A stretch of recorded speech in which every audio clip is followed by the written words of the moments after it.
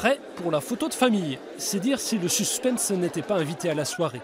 Un peu plus tôt, le tableau des résultats était pourtant largement teinté de bleu, couleur de Bernadette Malgorn. Ce sont les bureaux du centre-ville acquis à la droite qui sont arrivés les premiers.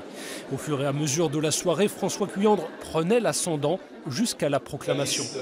Ensemble pour Brest dans le Cap, 22 187, soit 52,71% des voix. François Cuyandre signe un troisième mandat avec un score beaucoup plus serré qu'il y a 6 ans. Il évoque une fois de plus le contexte national. J'ai eu quelques échos des résultats électoraux sur les autres villes de France.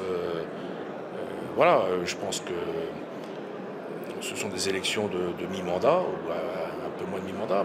Et donc l'électeur a parfois la volonté de répondre à une question qui n'est pas posée. Mais après, vous savez, 6 ans après, ce que les électeurs retiennent, c'est qui a gagné et qui a perdu. Et il n'y a pas photo. Bernadette Malgorn rate son objectif, mais fait une entrée significative au conseil municipal, avec 13 élus et une détermination affichée.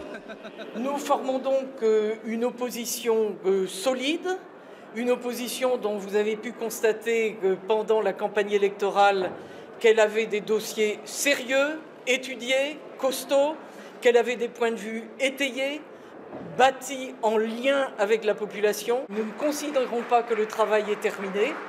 Ce que nous avons commencé pendant la campagne électorale, nous allons le poursuivre dans notre travail d'élu. L'ancienne préfète entérine son ancrage à Brest et donne rendez-vous en 2020. François Cuyandre, lui, savoure sa victoire mais s'attend à une opposition plus rugueuse.